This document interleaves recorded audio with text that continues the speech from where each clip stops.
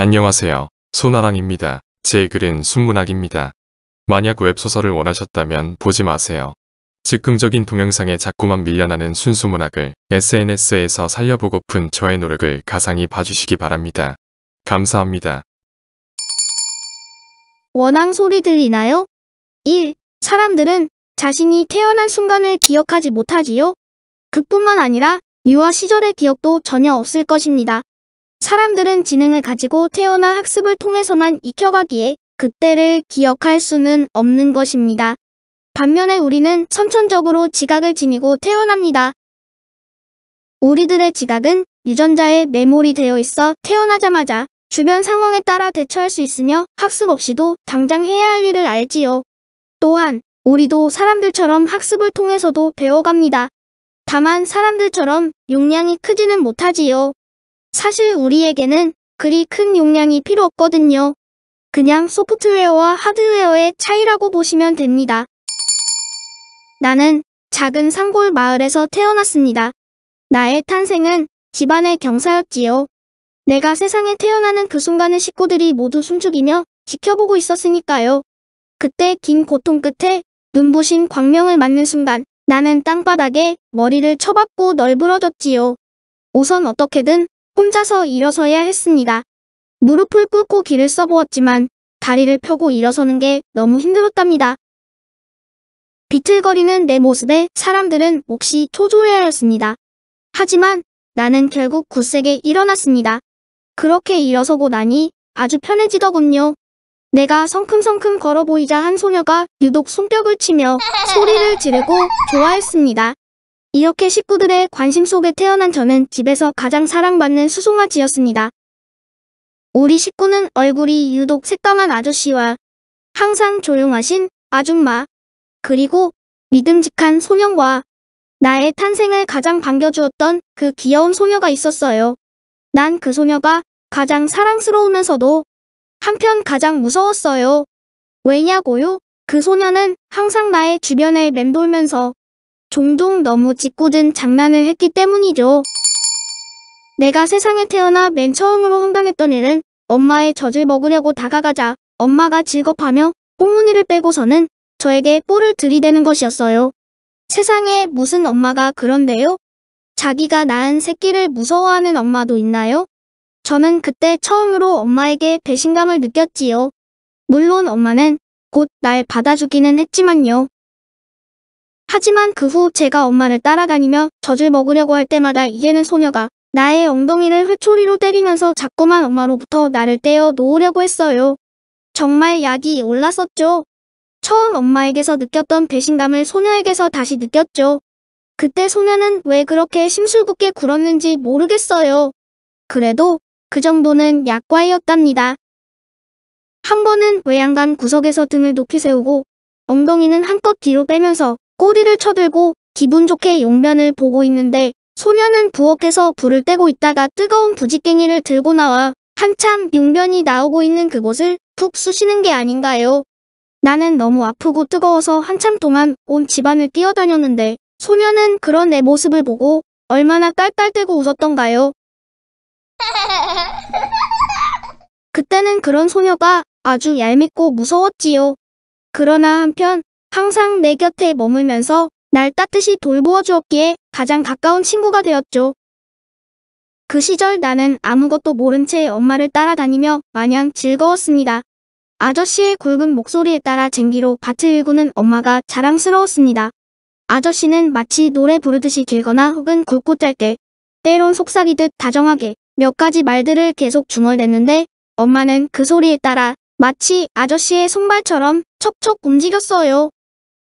그게 너무 신기했습니다. 나는 엄마의 뒤를 졸졸 따라다니며 자꾸 몸을 부딪혀서 일을 방해했기 때문에 아저씨로부터 자주 꾸중을 들었지만 나도 엄마처럼 멋지게 일을 해보고 싶은 마음에 열심히 따라다녔죠. 엄마는 오직 하나뿐인 나의 스승이거든요. 결국 나도 아저씨의 목소리가 무엇을 말하는지 알아들을 수 있게 되었답니다. 나에게 가장 행복한 시간은 도련님과 함께하는 시간이었습니다. 내가 점차 자라나자 도련님이 나를 돌보기 시작했어요. 나는 도련님이 한없이 믿음직스러웠죠.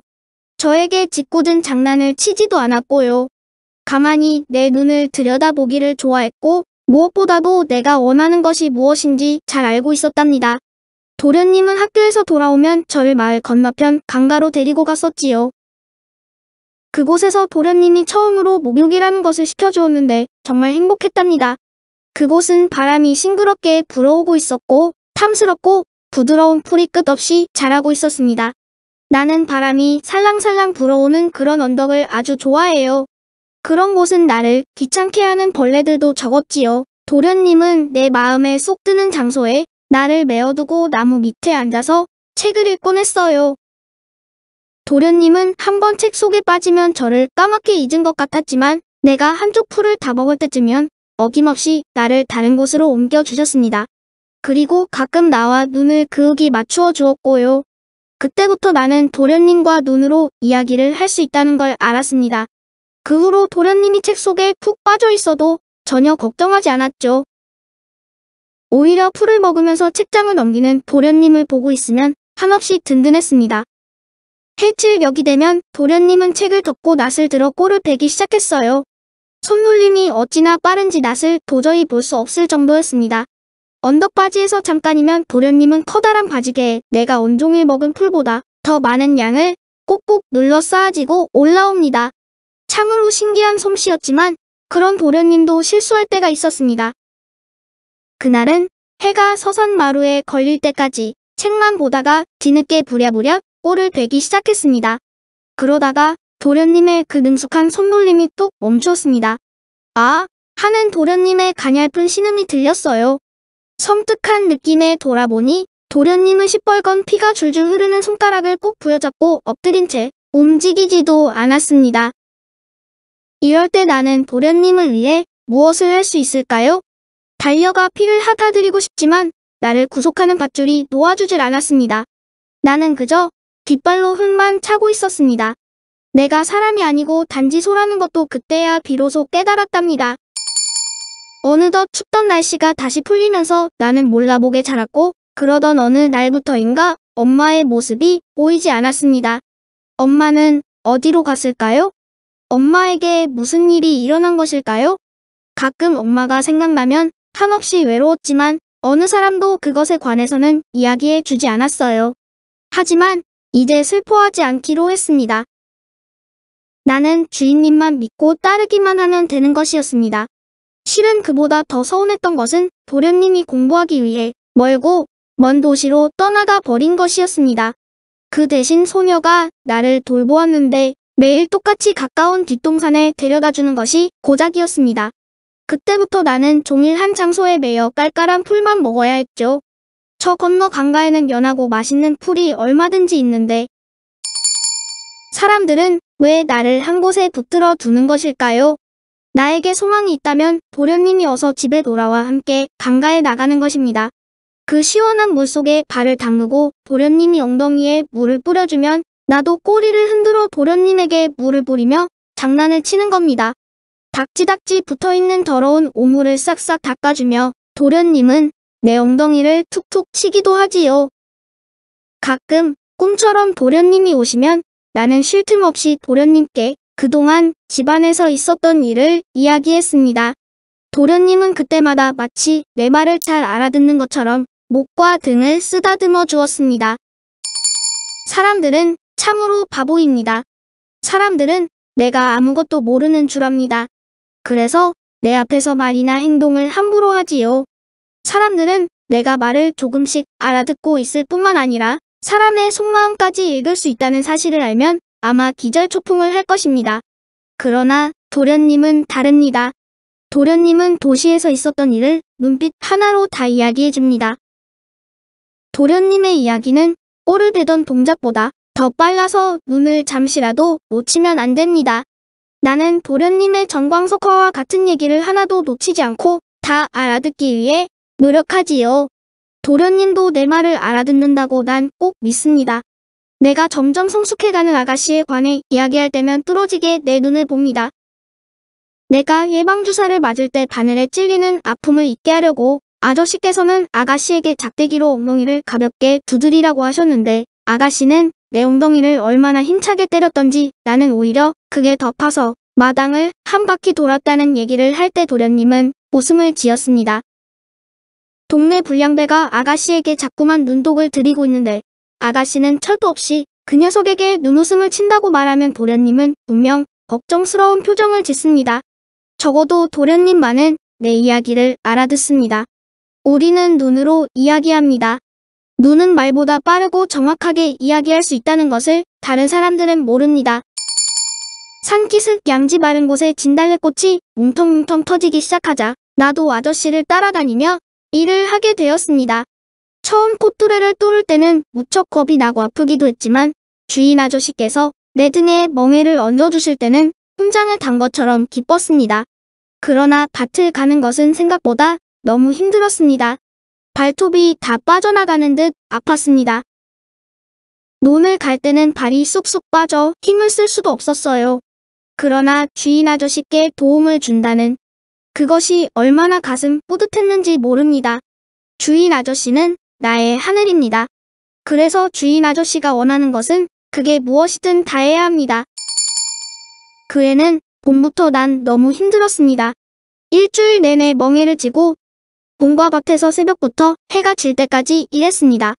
내 등에서는 수없이 땀이 흐르고 발목이 시큰거렸습니다. 다음 날 아침 나는 피곤하고 발이 아파 결국 일어날 수도 없게 되었습니다.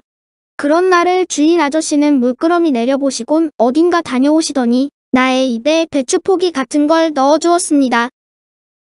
씹어보니 뭉클하고 씹히는 게 있었습니다.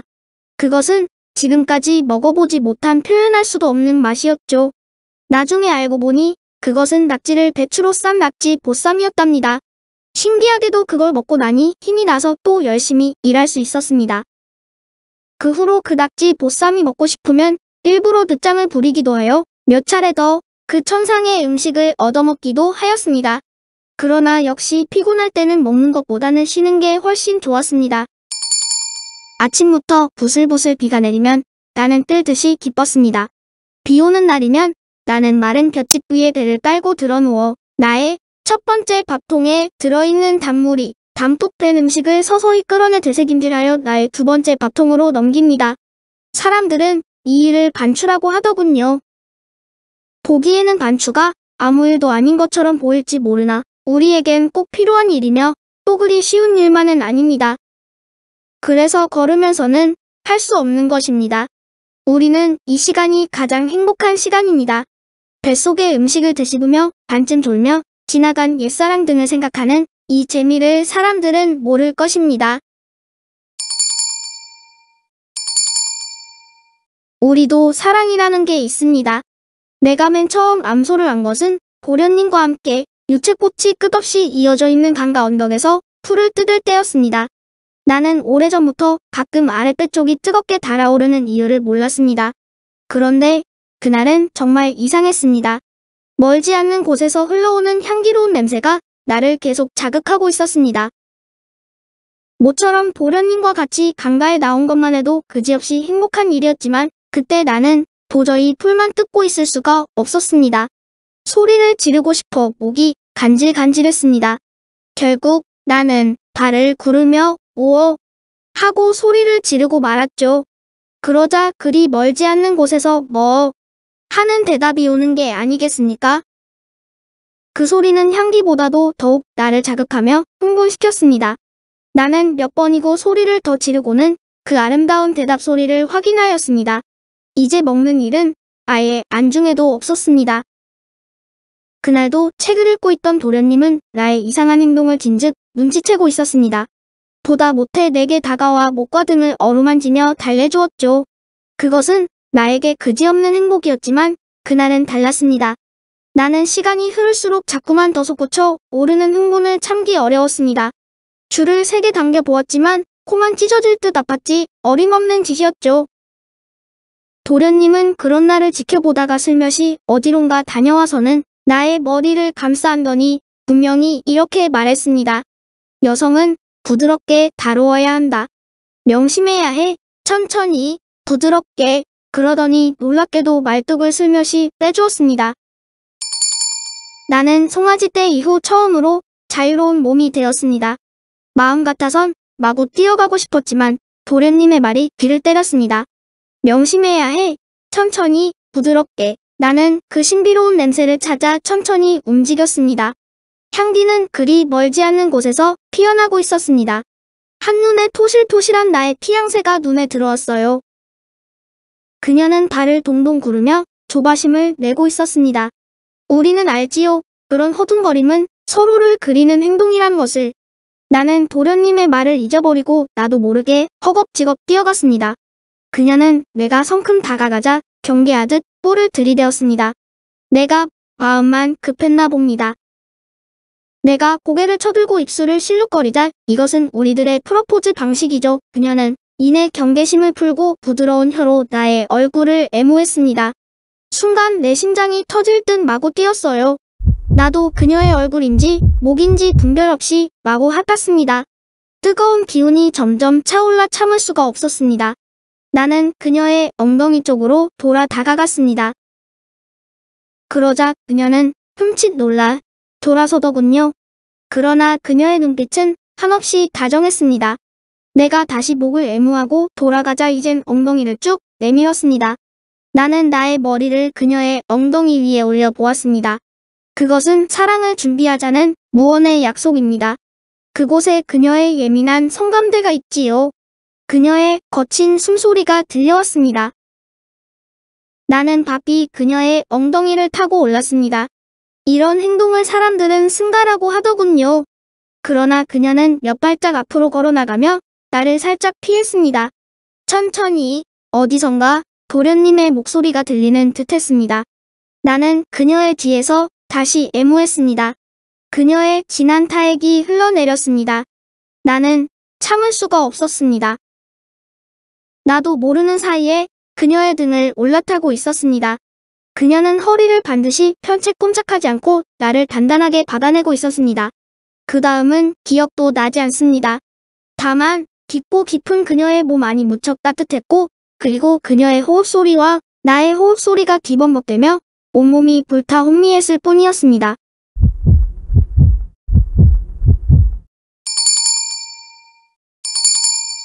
여기서 제1편을 접겠습니다. 이 글에 삽입된 사진 중에는 동굴벽화가 있었습니다. 약 1.7만 년에서 3만 년 전에 그려진 것으로 프랑스, 아프리카, 말레이시아 등 여러 지역에서 발굴된 것들입니다. 그만큼 손은 장구한 세월을 세계적으로 인류와 관계했었다는 의미로 제시하였습니다. 이 글은 총 3편으로 나누어 계속 연재할 계획입니다. 감사합니다.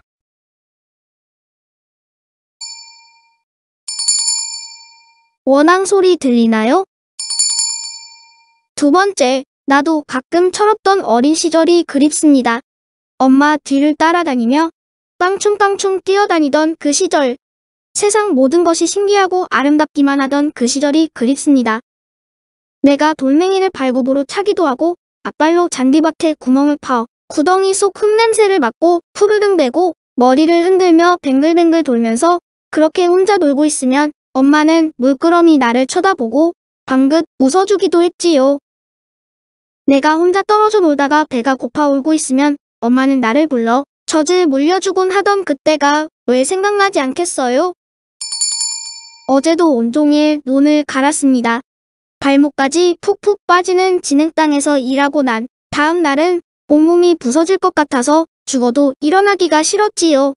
오늘 아침 주인 아저씨는 이른 새벽부터 김이 풀풀 나는 여물을 통에 가득 담아주셨지만 나는 먹지 않았어요. 왜냐고요? 그걸 다 먹고 나면 다시 힘든 일을 또 하러 가야 하거든요. 그 생각을 하니 입맛이 싹 달아나더라고요. 그래서 등을 둥그렇게 구부린 채 다리를 모으고 부어오른 발등을 핥고 있었죠. 이것은 내가 아프다는 투정입니다. 그것을 주인에게 과시하려는 것입니다. 비가 왔으면 좋겠다. 그런 생각을 했지요.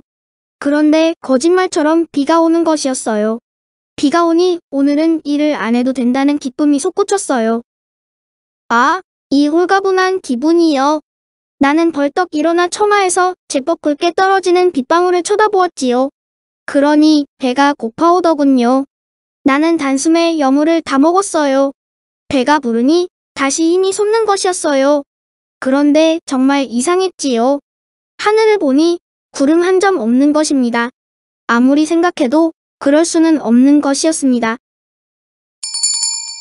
주인 아저씨는 빙그레 웃으시며 나를 끌어내더니 멍에를 채우고 그 위에 쟁기를 얹고 있습니다. 별 수 없이 오늘도 일하러 가야 합니다.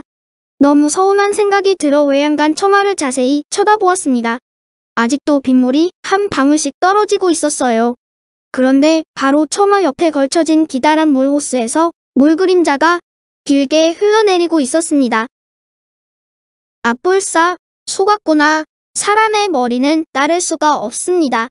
내가 일어나지 않자 마치 비가 오는 것처럼 지붕 위에 물을 뿌렸던 것입니다. 어떻게 아저씨는 제 맘을 그렇게 잘 알 수 있었을까요? 사람들에게 속을 때마다 나는 화가 납니다. 앞발로 땅을 북북 긁어보지만 어쩔 수 없는 노릇입니다. 이번 일은 어차피 내가 꾀병을 부린 것이니 생각해보면 웃음이 나기도 합니다. 그러나 언젠가 옆마을 입구에서 있었던 일은 내 가슴을 너무 아프게 하였습니다.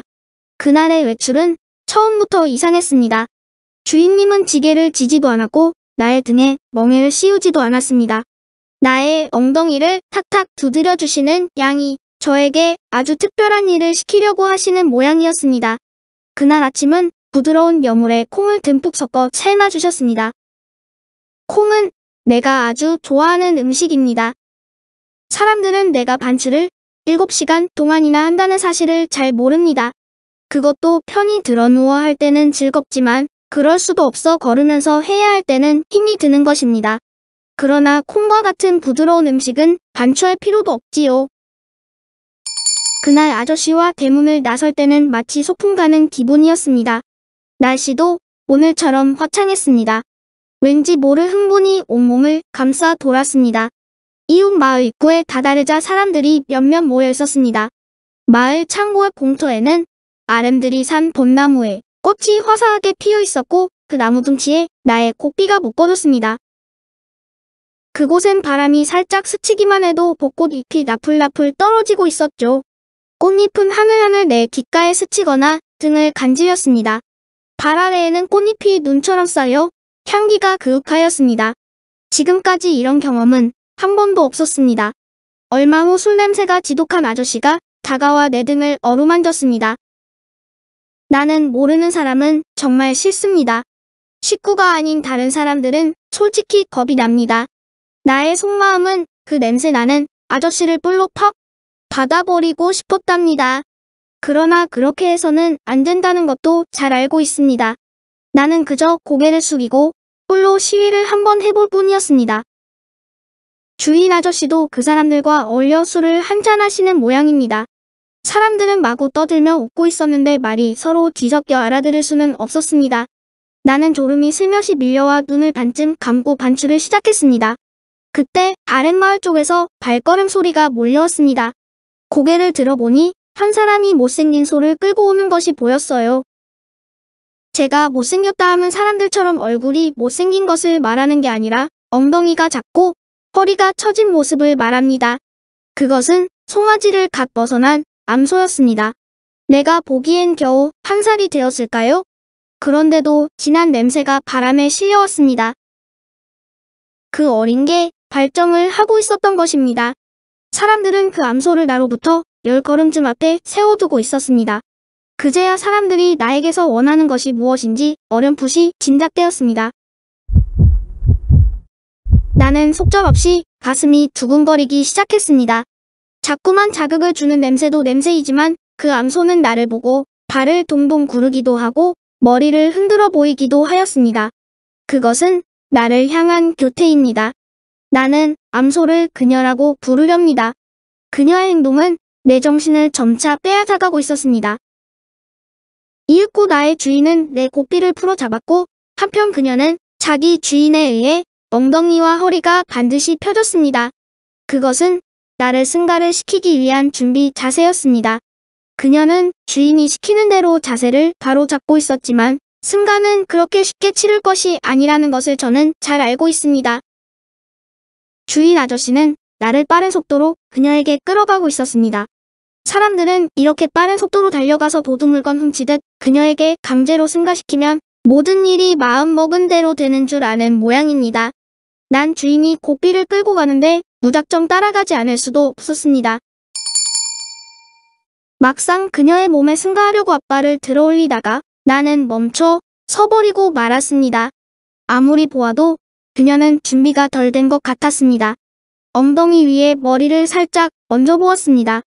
그녀의 숨소리도 별 변화가 없었습니다. 꼬리를 밀어내고 냄새를 맡아 보았습니다. 분명히 발정은 있으나 아직 무르익지는 않았습니다. 좀 더 기다려야 할 것 같았습니다. 사람들은 무식합니다. 내가 아무리 우매한 동물이지만 꽃이 피고 열매가 맺히는 시기는 본능으로 압니다. 발정이 시작되었다고 씨를 받을 수는 없는 것입니다. 그녀는 사람으로 치면 기껏 15세 정도의 소녀인 것입니다. 이럴 때 나는 어떻게 해야 합니까? 나는 주인의 명령을 거역할 수는 없는 것입니다. 내가 할 수 있는 일은 그녀에게 최대한 애무하는 것이었습니다. 나의 그런 모습을 보고 주인은 어이없다는 표정을 지었습니다. 그러나 나로서는 그것만이 최선이었죠. 이윽고 그녀에게서 타액이 흘러나왔습니다. 그녀는 입에서도 침이 흘러내렸습니다. 주인님은 더 참지 못하고 나의 고삐를 들어올리며 재촉을 하였습니다.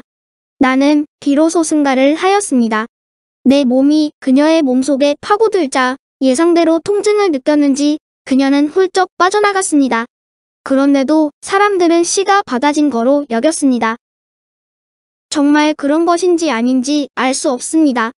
다만 내가 별 느낌도 없을 때 그녀가 떠나갔다는 사실이 안타까웠죠. 그녀와의 관계는 생각할수록 언짢은 일이었습니다. 사람들은 왜 우리에게 조그마한 배려도 하지 못할까요? 사람들은 생각하길 우리는 아무런 감정도 없고 그냥 본능에 따라 행동하는 줄로만 압니다. 우리는 사람들처럼 성을 곁에 두고 자의적으로 즐기는 게 아니라 오직 그때만을 기다리고 또 기다립니다. 그것은 길고 긴 기다림 끝에 오지만 반대로 짧은 시간에 지나가기 때문에 그 순간은 우리에겐 목숨과도 맞바꿀 만큼 소중한 기회입니다. 우리는 생각도 없이 기계적으로 일을 치른다고요? 그것은 어디까지나 사람의 눈으로 보기 때문입니다. 그 순간 사람들에게 느껴지는 1초는 우리에게는 아주 긴 시간입니다. 이해가 되질 않나요? 공중에 정지한 채 꽃에서 꿀을 빠는 아주 작은 벌새를 아시지요? 그 새가 날갯짓을 한번 하는 그 짧은 시간을 사람들이 느낄 수 있나요? 우리에게는 사람들이 느낄 수 없는 아주 작고 섬세한 세계가 있습니다. 그런 감각은 자연의 조그만 변화도 쉽게 읽어 태풍이나 지진 등을 미리 알지요. 그런데 그 섬세함이 가장 예민하게 곤두서는 때가 바로 사랑을 나눌 대상과 시기를 찾아내는 그때입니다. 우리가 아무렇게나 거칠게 행동하는 것처럼 보이겠지만 우리들의 모든 행동은 우리만의 대화 방법입니다. 우리도 어려서부터 이성에 관심을 둡니다. 성장해 가면서 신압으로 서로 자극을 주고받으며 또 서로를 확인하고 배려합니다. 우리는 사랑이 이루어질 그날을 일생에 단 몇 번밖에 오지 않는 그날을 참을성 있게 기다리고 또 기다립니다. 그렇게 해서 자칫 지나치기 쉬운 짧은 순간을 정확히 포착하여 소중한 사랑을 나눌 수 있는 것입니다. 사람들은 이런 우리의 소망을 왜 몰라줄까요? 사랑의 기회가 귀한 만큼 그 염원은 사람보다 더 크고 간절합니다. 그런데 우리는 일생을 바쳐 사람들에게 헌신하고 있는데 왜 사람들은 우리들의 가장 소중한 것마저 빼앗아 가버릴까요? 그 어린 암소가 받았을 충격을 어떻게 생각하시나요? 오늘 주인 아저씨가 나를 속인 것이나 그때 나를 강제로 승가시킨 사람들이나 공통적인 점은 사람은 목적을 이루기 위해서는 우리의 소망이나 아픔은 병아리 눈물만큼도 고려치 않는다는 것입니다. 참으로 미련한 우리는 뼈가 부서지도록 주인을 위해 일하면서도 자신을 위해서는 아무런 요구도 하지 못한다는 것입니다. 지금까진 그런 생각을 해보지 않았지만 오늘은 지친 몸으로 쟁기를 끌면서 지금 흘리는 땀이 과연 나에게는 무엇일까? 생각해보니 한없이 슬퍼지고 화가 나는 것이었습니다. 그러나 나는 이런 생각을 해서는 안 되는 단지 소일 뿐입니다. 아, 도련님이 보고 싶습니다. 도련님이 오시면 나는 꼭 이 말을 물어보고 싶습니다. 아저씨가 아침부터 비 내리는 흉내를 낸 것이 시가 되었던지 저녁에는 많은 비가 내리고 있습니다. 제 느낌으로는 이번 비는 엄청나게 내릴 것 같습니다. 아저씨에게 그 말을 꼭 해주고 싶었지만 아저씨는 애꿎은 하늘만 쳐다보다가 고무신을 탈탈 털어 토방 위에 얹어놓고 방으로 들어가 버렸습니다. 나는 쏟아지는 빗소리가 자꾸만 불안해져 깜짝깜짝 잠을 깨기도 했습니다. 어둑새벽 아저씨는 서둘러 밖을 나갔다 오시더니 큰 소리로 식구들을 깨웠습니다. 방천났다. 싸게 나와 보그라이. 아주머니가 부스스한 얼굴로 머리에 수건을 두르며 나왔습니다. 가마떼기 있는 대로 다 꺼내라. 조금 있다가 아가씨도 눈을 비비며 나왔습니다. 넌 들어가. 잠이나 더 자거라. 아저씨는 삽, 곡괭이, 망치 등을 챙겨 지게에 싣고는 나를 끌어내 많은 양의 가마니와 통나무를 내 등에 얹어 묶고 서둘러 밖으로 나왔습니다. 빗줄기는 점차 가늘어지고 있었지만 강한 바람이 내 눈과 얼굴을 때렸습니다. 나는 고개를 숙이고 걷다가 문득 이상한 느낌이 들어 뒤를 돌아보고 깜짝 놀랐어요. 글쎄, 까만 우산이 귀신처럼 날 따라오고 있는 게 아니겠습니까? 자세히 보니 어휴, 커다란 우산 아래 찰대가 구부러진 사이로 빨간 뽕눈의 고무신이 토닥토닥 걸어오고 있는 게 아니겠습니까? 집에 혼자 남아있을 아가씨가 절대 아니었죠. 강물이 둑을 넘쳐 논으로 들어오고 있었습니다. 강한 물줄기는 애를 써 모내기를 마친 논 곁을 파고들며 논바닥을 뭉텅뭉텅 무너뜨리고 있었습니다. 아저씨는 강둑에 말뚝을 박아 물을 막으려 하다가 점점 깊게 허물어지는 강둑은 어찌해볼 도리가 없어 아예 논으로 들어가 허물어지는 논바닥에 말뚝을 박고 돌과 가마니와 흙을 채웠습니다. 나는 아저씨의 힘이 그렇게 센지 미처 몰랐습니다. 마치 신들린 사람처럼 커다란 돌멩이를 번쩍번쩍 들어 올려 두게 채웠습니다. 아주머니도 열심히 흙을 파 가마니에 담았습니다. 금방 뭔가의 튼튼한 둑이 완성되고 있었습니다. 그때 나는 땅이 약간 흔들리는 느낌을 받았습니다. 아, 이쪽 강둑에도 금이 가고 있었습니다. 나는 급히 아가씨에게 다가갔으나 이미 늦었습니다. 겁이 난 아가씨가 나에게 달려들었습니다. 나는 머리를 아가씨의 가슴에 최대한 바짝 들이댔습니다. 그러나 아가씨의 손이 내 목을 감싸오는 순간 내 몸도 강둑과 함께 무너져 내리고 말았습니다. 저놈의 소새끼 좀 봐. 아가씨의 비명 뒤로 아줌마가 내지르는 소리를 나는 들었습니다. 물속에 떠밀리면서도 아줌마가 소리친 그 말의 의미를 생각했습니다. 아줌마는 내가 아가씨를 밀어 강물로 빠뜨리는 줄로 생각했을까요? 거친 물살에 얼마쯤 떠밀려 내려오자 강바닥이 발끝에 닿았습니다. 다행히 아가씨는 내 목을 꽉 껴안고 있었고 하얀 다리를 뿔에 단단히 걸치고 있었습니다. 나는 죽을 힘을 다해 물가로 기어나왔습니다. 그러나 곡기가 얼마나 세게 당겨졌던지 내 코에서 피가 터져 입을 통해 줄줄 흘러내렸습니다. 그뿐만 아니라 아가씨의 허벅지 상처에서도 피가 흘러내리며 내 뿔을 붉게 적시고 눈과 뺨에 번졌습니다. 그런 나의 모습이 얼마나 괴기스러웠던지 바로 앞문에서 일하던 이웃집 아저씨가 삽을 추게 들더니 나를 쫓아왔습니다. 나는 아가씨를 업은 채로 그냥 도망칠 수밖에 없었습니다. 그때 아가씨가 정신 차리고 소리치며 아저씨를 말리지 않았으면 나는 맞아 죽을 뻔했습니다. 뒤늦게 달려온 주인 아저씨도 그런 내 모습을 한참 동안 멍하니 쳐다보았습니다. 단 한 번의 폭우로 세상은 뒤죽박죽이 되었습니다. 아저씨는 이곳저곳을 돌아다니며 정신나간 사람처럼 혼잣말을 내며 복구하였습니다. 늦도록 일을 하셨던 아저씨는 금방 쓰러질 듯 지쳐 보였는데 밤에는 또 아줌마와 다투는 소리가 들렸습니다. 사람들은 이해할 수가 없습니다. 나는 냄새나는 마구간에서 외롭고 피곤해도 별 불만이 없는 반면 사람들은 한없이 행복할 것 같은데 서로 정을 나누기도 아까울 시간에 무슨 불만이 많아서 그리 다툴까요? 사람들은 욕심이 너무 많은 것 아닌가요? 그렇게 가끔 주인 내외는 아이들이 잠든 한밤중에 한참이나 다투곤 하였습니다. 처음에는 그냥 얘기하는 줄 알았습니다. 그러나 이제는 말투만으로 금방 싸우고 있다는 것을 알 수 있습니다. 그러던 와중에 아저씨의 굵은 말소리가 밤 공기를 타고 툭 붉어졌습니다. 예부터 소는 주인에게 위험이 닥치면 호랭이하고도 싸운다고 했어. 아주머니의 빠른 말소리는 알아들을 수가 없지만 분명 저에 관해 이야기하는 것 같았습니다.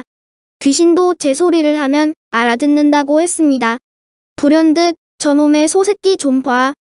하고 외쳤던 아주머니의 외마디가 생각났습니다. 아주머니는 아직도 날 의심하고 있는 게 아닐까요? 다음 날 아침, 아저씨는 결국 자리에서 일어나지 못했습니다. 몸살이 나신 겁니다.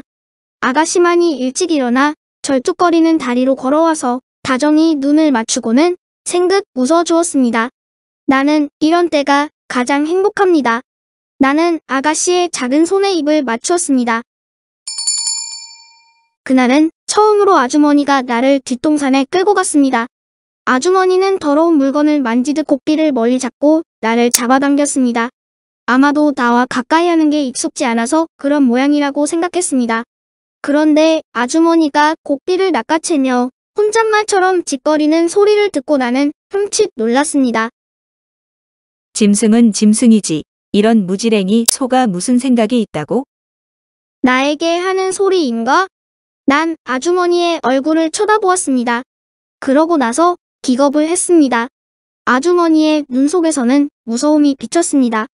그렇게 조용하고 예쁜 아주머니의 가슴 속에는 서리빨치는 기운이 도사리고 있었습니다. 온몸에 소름이 돋았습니다. 언젠가 도련님이 엄마는 동생을 낳고 나서 돌아가셨어. 그랬던 것 같습니다. 그때는 내가 어려서 그 말을 무심히 흘려들었습니다. 아닐 것입니다. 아닐 것입니다. 나는 아마 잘못 들었고 잘못 보았을 것입니다. 내가 읽었던 그런 느낌은 사람들은 전혀 알아차릴 수 없는 미묘한 것이기에 아주머니가 어떻다고 딱 잡아 말할 수도 없는 것입니다. 맞아요. 아저씨가 몸져눕자 내 정신이 살짝 돌았던 모양입니다. 그렇게 생각하면서도 난 겁이 나서 다시는 아주머니와 눈을 마주치지 못했습니다. 사람이란 무섭게 변할 수도 있구나 하는 생각을 떨칠 수가 없었습니다. 그 기분은 내가 눈보라치는 시베리아 벌판에 내동댕이 쳐진 느낌이었습니다.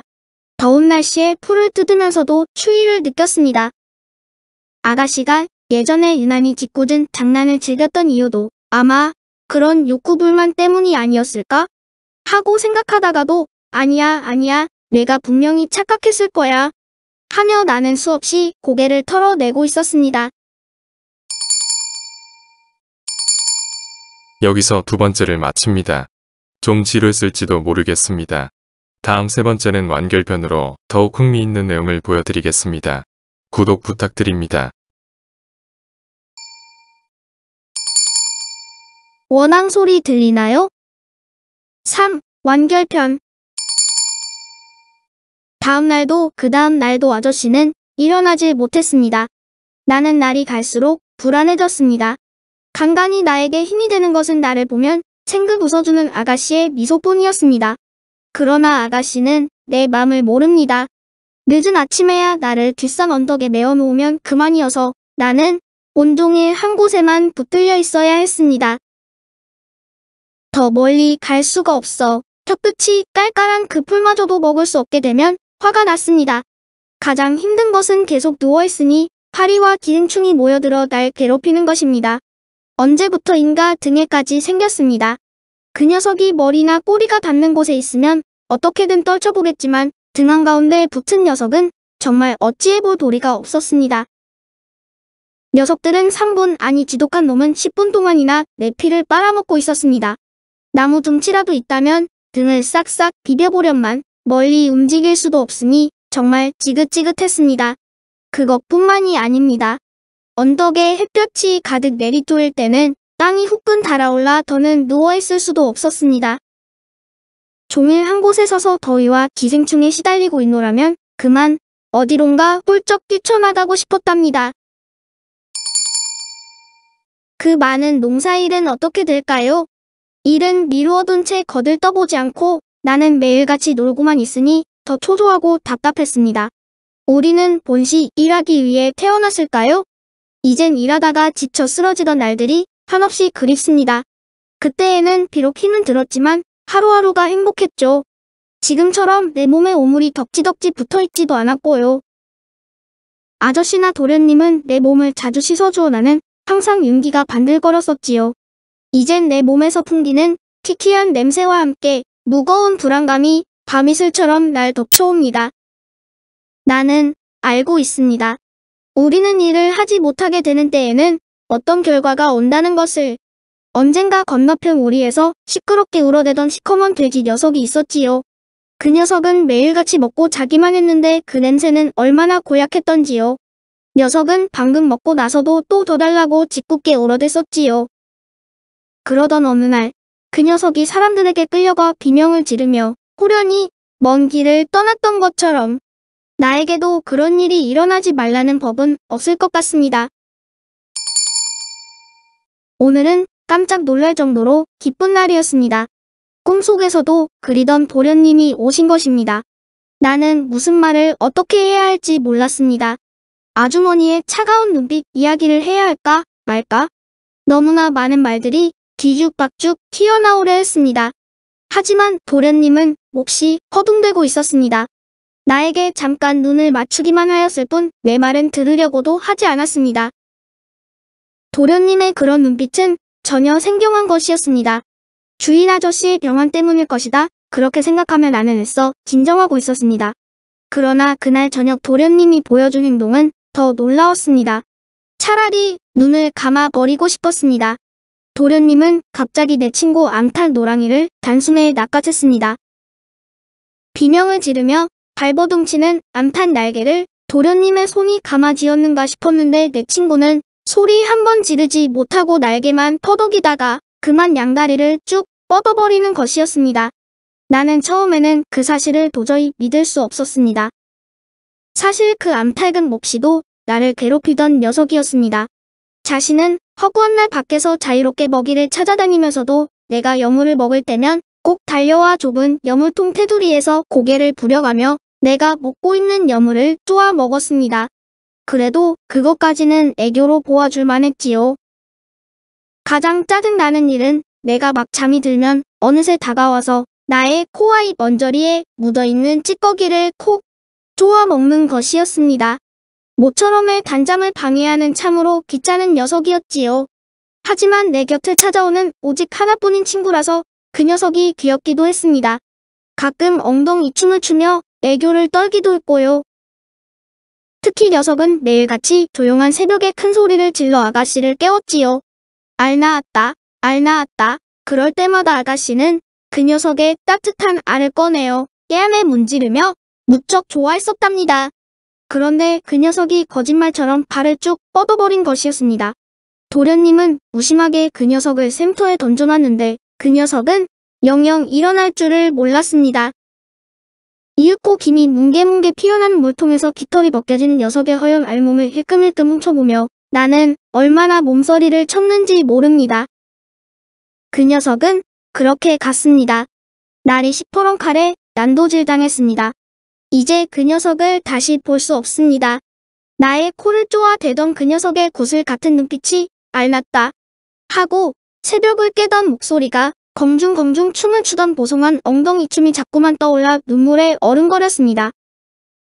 냉정하게 생각해보면 어차피 우리들의 운명은 그런 것 같았습니다.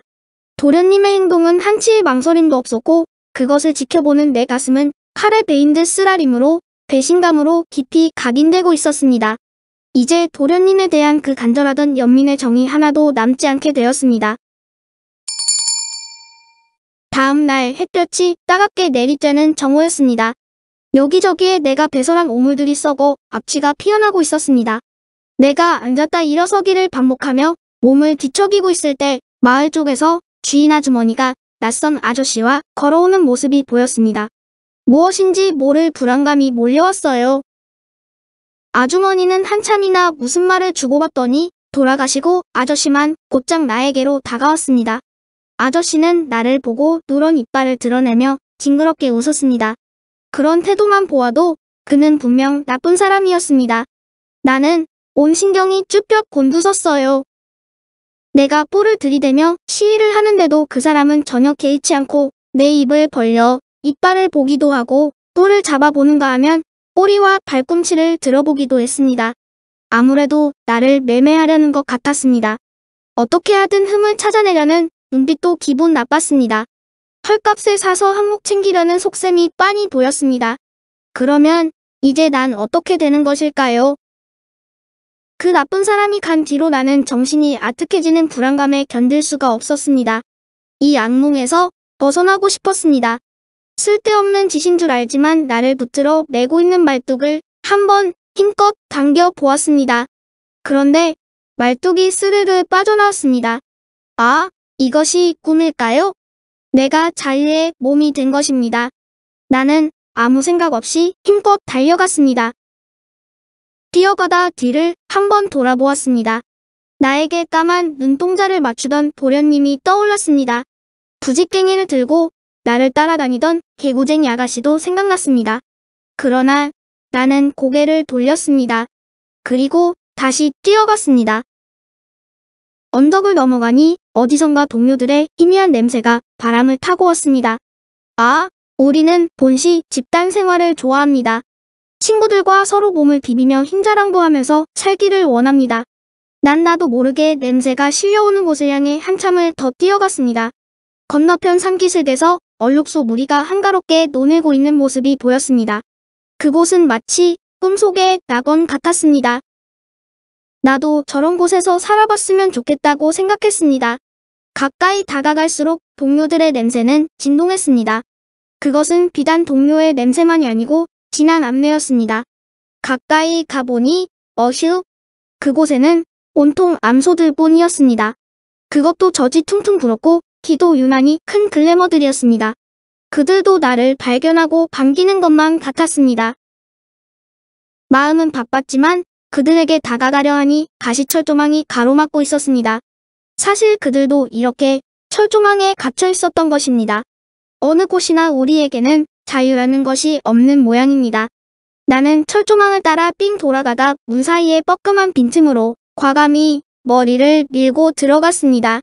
옆구리 한쪽이 가시에 찔리는 것 같았으나 그냥 무시했습니다. 나는 드디어 미녀들의 성에 입성한 것입니다. 정말이지 그곳에는 수컷을 애타게 기다리는 암소들이 태반이었습니다. 더 망설일 것도 없었습니다. 나는 바로 앞에 있는 튼실한 암소에게 승가하였습니다.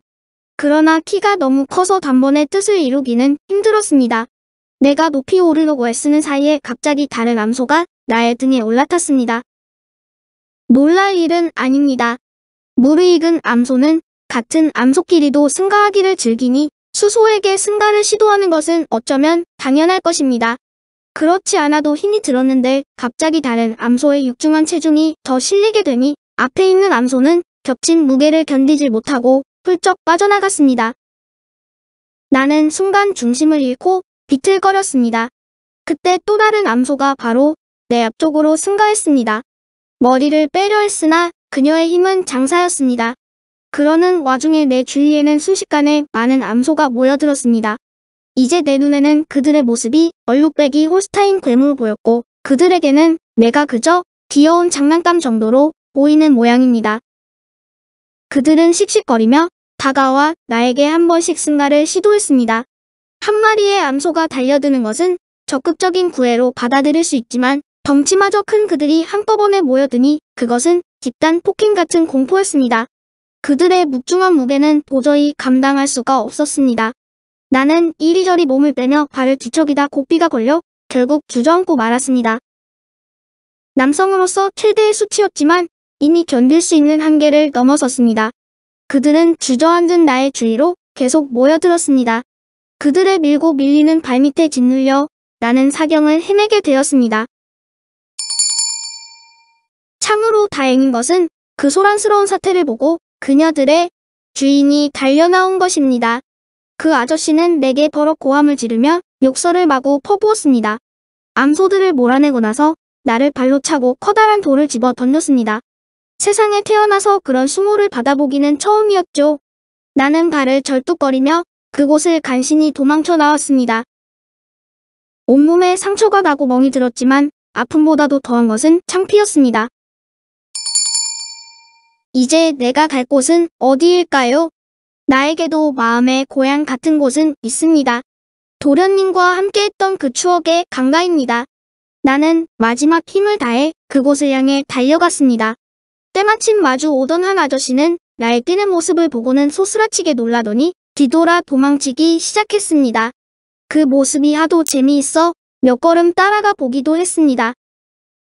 그는 두렁에 발이 걸려 안팡지게 넘어졌습니다. 많이 아플 것 같은데도 그는 또 멍게처럼 일어나 홍비백산하여 도망을 쳤습니다. 사실 사람도 그렇게 겁이 많은 모양입니다.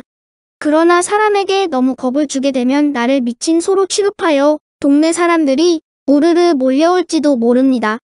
그런 꼴로 죽기는 싫습니다. 그게 아니더라도 나는 장난을 칠 마음도 없었고 힘도 없었습니다. 이윽고 강가에 도착하니 그곳에는 여전히 부드러운 풀들이 바람에 나풀거리고 있습니다. 멀리 암소 한 마리가 풀을 뜯고 있었지만 그런 건 이제 관심이 없습니다.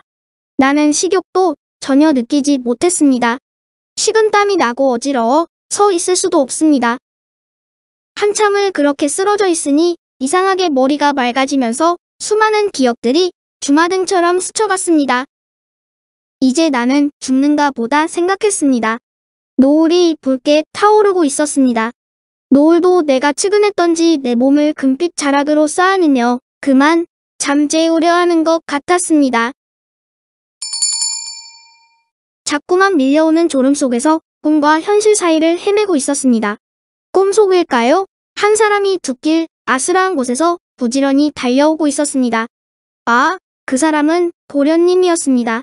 한달음에 달려온 도련님은 내 몸 위에 쓰러졌습니다. 그리고 아무 말 없이 나의 등을 곧게 쓸어주었습니다. 나는 도련님의 손길이 몸에 닿자 알 수 없는 슬픔이 마구 북받쳐왔습니다. 나의 슬픔을 아는 듯 도련님은 내 목을 끌어안았습니다.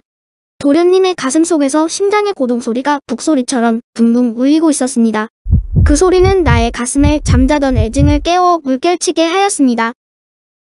어린 시절 도련님의 사랑이 환히 되살아왔습니다. 나는 마지막 힘을 내었습니다. 도련님께 걱정을 끼치지 않게 하기 위해서라도 온 힘을 다해 일어서야 했습니다. 다시 마을과 집이 보이자 아주 먼 여행에서 돌아온 것처럼 서먹서먹했어요. 하지만 온 식구들은 나를 애타게 기다리고 있었다는 것을 한눈에 느꼈습니다. 아가씨가 화가 난 얼굴로 부지깽이를 들고 내 엉덩이를 마구 때렸습니다. 그러나 하나도 아프지 않았죠. 마루에서 걸레질하던 아주머니도 나를 보았습니다. 눈빛에서 서리 빨치던 기운은 찾아볼 수가 없었습니다. 오히려 반가움이 가득하였습니다.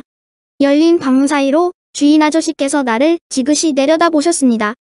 항상 무표정한 아저씨의 얼굴입니다. 건강이 거의 회복된 것처럼 보였습니다. 아저씨의 건강한 모습을 보니 나는 다시 일할 수 있게 될 것 같습니다. 그때 도련님과 아가씨가 나를 싸보던 모습을 물끄러미 바라보시던 아저씨는 참 서운하게도 이렇게 말했습니다. 아그들아, 짐승 한 티 정 주지 마라. 부재 가심이 좁게 아플 틴께. 그 한마디는 나를 정말 아프게 했습니다. 정 주지 말라 함은 날 물건 보듯 하라는 말이지요. 그래서 돼지도 달도 그렇게 무심하게 보낼 수 있었겠네요. 그럼 나도 앞으로 사람을 물건 보듯 해야 하지 않겠어요? 언젠가 내가 받을 상처를 생각해보면 미련한 나는 묻고 싶습니다. 내가 주인님을 물건 보듯 했다면 과연 난 뼈가 부서지도록 일을 할 수 있었을까요? 정말 그리 생각했다면 나의 고통은 얼마나 컸을까요? 내가 일을 하면서 행복한 것은 주인님을 기쁘게 해줄 수 있기 때문입니다. 주인님의 표정에서 나를 사랑하는 마음을 느꼈기 때문입니다. 사람들은 그런 정이 없이도 살아갈 수 있나요? 그래요. 사람들에게는 무심함이 세상을 성공적으로 살아가는 방법인지도 모르겠습니다. 그러나 한편 주인님의 말을 다시 생각해보면 표현은 못해도 가슴이 아프다는 뜻임을 알았습니다. 쫓겨라는 말도 속뜻은 아주 많이라는 것이니 후일 가슴이 쓰리도록 아플 것이다 그런 의미로 만족하렵니다. 오매한 나는 더 욕심 부릴 줄도 모릅니다. 사람들은 곧잘 운명을 이야기하지요. 자신의 능력으로는 어쩔 수 없는 상황에서 이것은 내가 타고난 운명이야 라고 말하지요. 그러나 사람에게는 항상 선택할 길은 있을 것입니다. 진실로 운명이란 나를 두고 하는 말이죠. 저는 사람의 올 안에서 태어나는 순간 이미 운명이 결정되어 있습니다. 이게 진짜 운명이죠.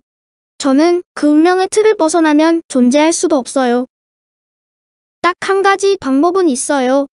그건 자살이죠. 하지만 높은 절벽에서 뛰어내려 온몸에 상처를 입고 다리를 쭉 뻗은 내 모습은 상상하기도 싫습니다.